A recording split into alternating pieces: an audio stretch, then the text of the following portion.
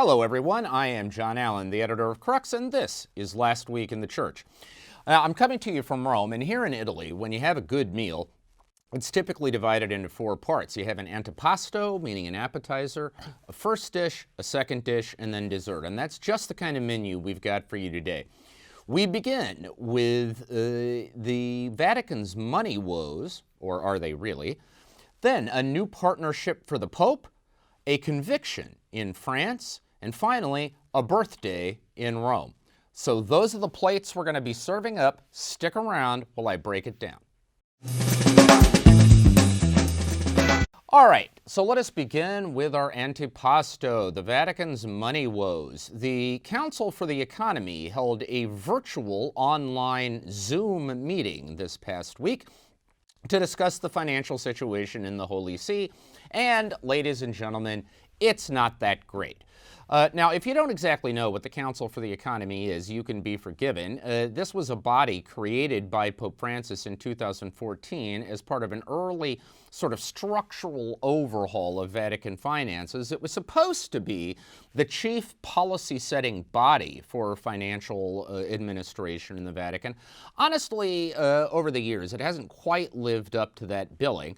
It would be difficult even for seasoned Vatican observers to name one sort of watershed dramatic thing they can remember this council having done. But it is led by Cardinal Reinhard Marx of Munich in Bavaria in Germany, a very close advisor and ally of Pope Francis. And at least it does provide a forum in which the numbers can be crunched. And during this most recent meeting, it was made clear to members of this council, which are composed of 8 cardinals, archbishops, and then 7 lay people. It is actually the only policy-setting organism in the Vatican, by the way, where laity are full equals with the cardinals. They have full voting rights along with everyone else. And if they had anything important to vote on, that would probably mean something. But in any event, they got a briefing on what the Vatican's financial situation is. And as is well known, the Vatican is swimming in red ink this year. Much of the Vatican's annual income relies on physical attendance. They need people to show up to buy tickets at the Vatican museums. Well, for that matter, they need the museums to be open. And for long stretches during Italy's COVID-19 coronavirus lockdown, that was not the case. And even when they reopened, attendance was staggeringly down because tourism is down.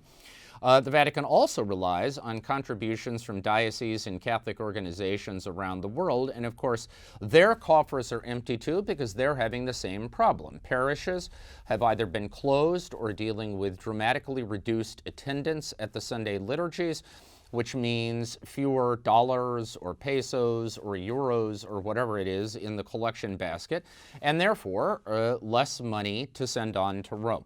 The Vatican is expecting to run about a 50 million euro, or that's about 60 million US dollars deficit this year, which will be the largest deficit it has run in some time. And that's on top of the fact that for several years it has been either just barely breaking even or running at an operating deficit, though not of this scale. And the truth of it is we don't actually know how big the deficit has been the last few years, because the last year we even got the kind of skimpy anodyne annual financial statement we used to get was 2014. Every year we have been told, oh, it's just around the corner. We're working on it. We still have not really seen it. So in a sense, we're just guessing here, but we do know that the Vatican has been running at a deficit for some time, and that problem will be compounded dramatically this year. Now, add to that the fact that there is a ticking financial time bomb here in the Vatican, which is its pension fund. The way the Vatican has been remedying those deficits for many years is by eating into cash reserves, and those cash reserves are supposed to be funding its long-term pension obligations. The Vatican has a large and rapidly aging workforce. An increasing share of those folks are going to be retiring in the next 5, 10, 15, 20 years. They expect their pension checks not to bounce, and it is not entirely clear to anyone in the Vatican exactly how they're going to pay for that. Now, you might think that in any other organization this would cause panic. I mean, let me point out that Australian Cardinal George Pell, after his vindication in his sex abuse appeal to Australia's High Court, recently came back to Rome to spend some time here, to pack up his apartment and to say his goodbyes. He, of course, was the Vatican's chief financial officer for a while. He recently gave an interview in which he said, with no ifs, ands, or buts, the Vatican is slowly going broke. And as I say, the management level of any other organization in those circumstances might be expected to go to bed at night with a cold sweat, to wake up in the morning with a panic. And yet, there's very little indication of that here.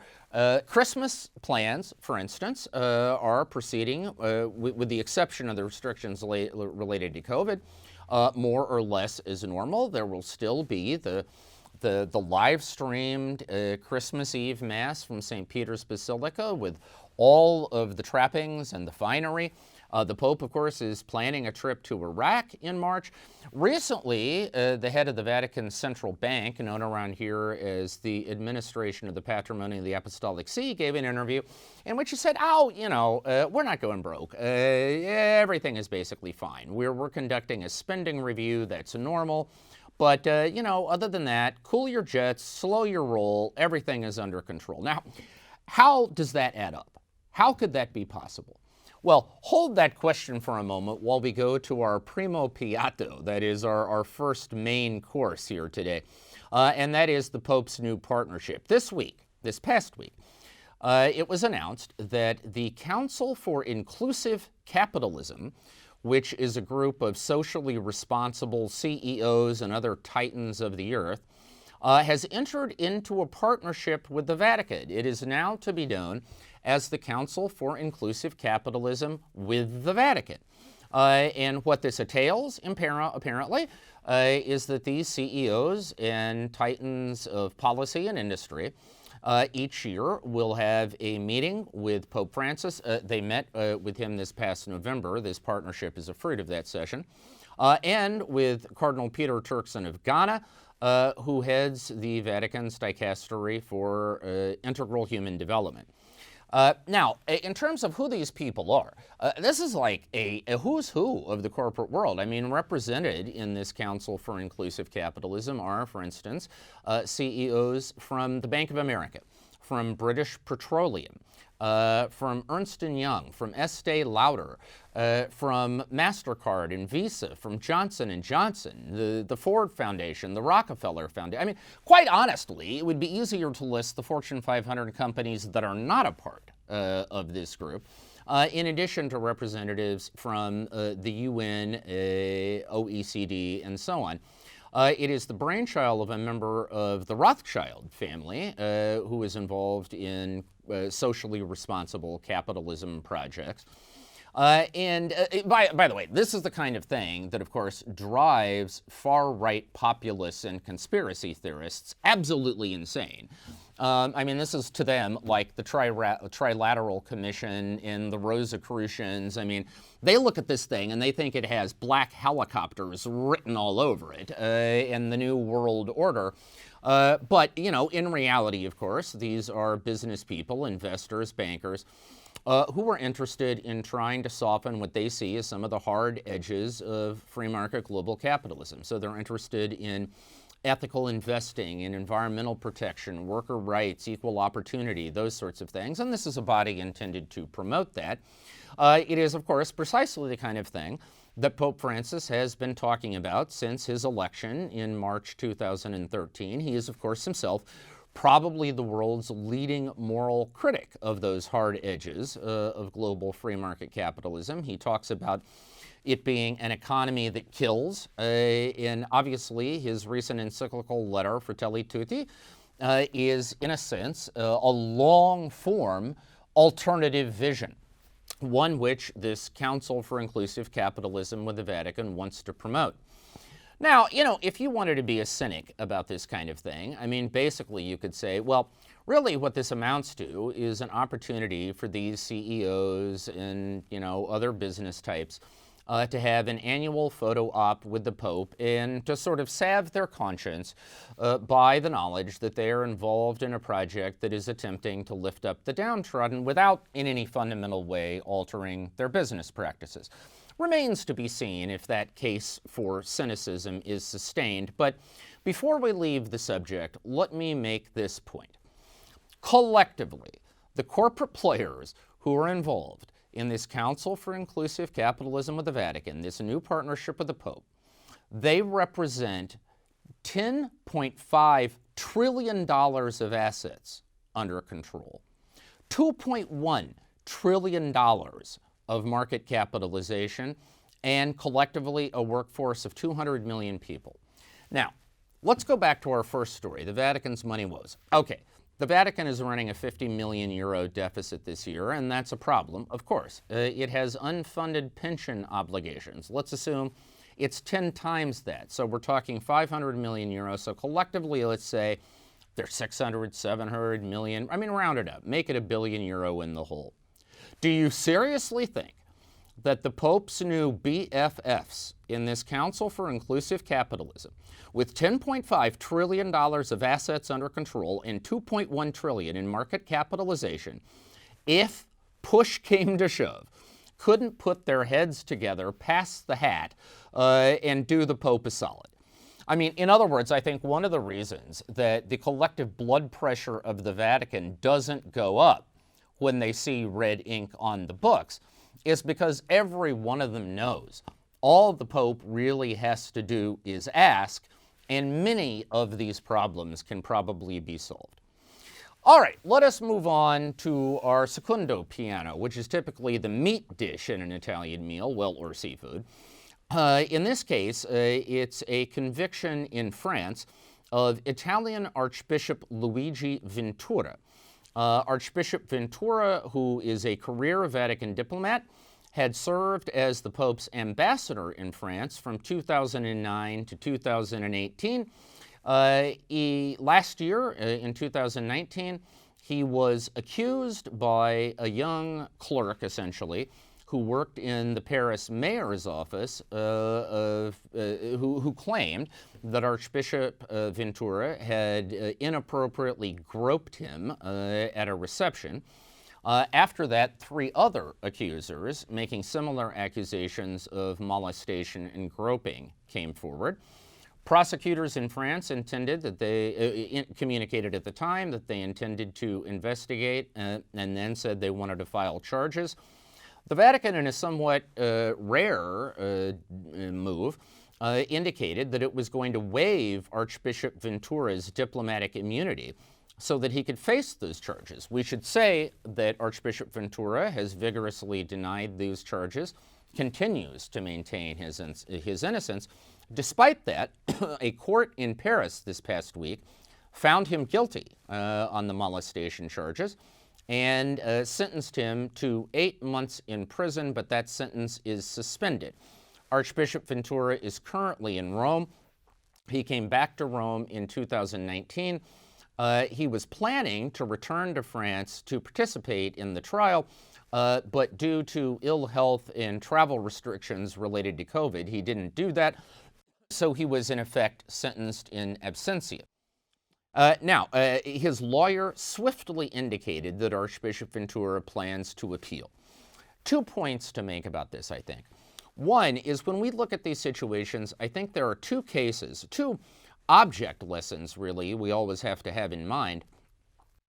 One is the case of ex-cardinal and ex-priest Theodore McCarrick. That is an object lesson that senior clerics, including the most senior officials in the Catholic power structure, are in fact guilty of sexual crime. The McCarrick story confirms that for us definitively. It is also an indication that charges of those sexual crimes need to be taken seriously when they first arise. Had that happened in the McCarrick saga back in the 1990s, much of the subsequent scandal could have been avoided. But the other case to bear in mind, the other object lesson, is that of Cardinal George Pell, which we mentioned earlier. Pell was accused not of molestation or groping, he was accused of outright sexual abuse and convicted in a jury trial in Australia.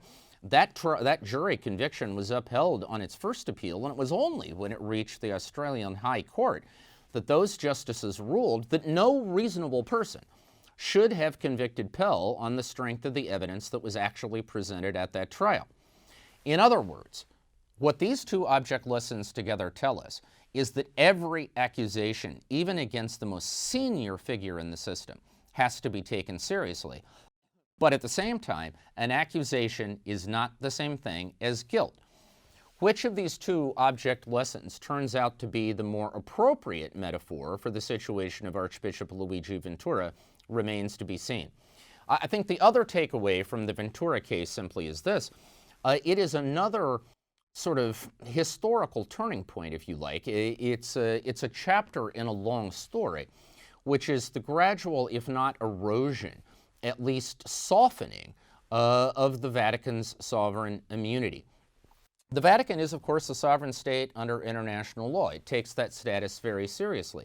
And that sovereignty is intended to serve a good end, which is the papacy's freedom of action. The Pope should not be beholden to the Prime Minister of Italy or the President of the European Union or the President of the United States or any other temporal power. The Pope should have independence, and that's what the sovereignty is, in effect, a wall around that independence. But over the years, that sovereignty has also sometimes turned out to be a prison. It has insulated the Vatican from reasonable exposure to critique and to liability.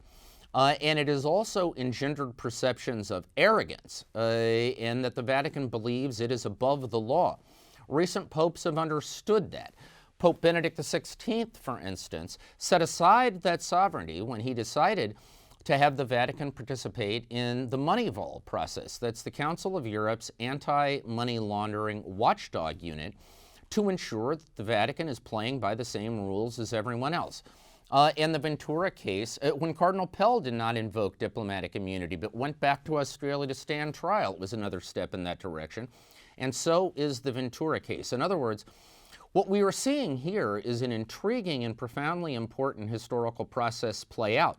Popes are trying to figure out how to maintain the good dimension of sovereignty while escaping from the prison that sovereignty sometimes imposes. And finally, our dessert item, Pope Francis had a birthday this week. On Thursday, Pope Francis turned the ripe old age of 84. Although I can assure you, the guy does not look a day over 83. I mean, he actually often looks like a man 15, 20 years his junior. This is the Energizer Bunny of popes. He does not seem to have an off switch. There is no indication of any health concern around Pope Francis. And for all that any of us who are here and watching him in action can see, he looks good to go for some time to come. We were told by the Vatican that Pope Francis did not do anything special to celebrate his birthday, that he spent the day in the Casa Santa Marta, that's the residence or hotel on Vatican grounds where he has lived since the beginning of his papacy. As a sort of birthday gesture. You know, people typically get presents on their birthday, but Pope Francis decided to give one.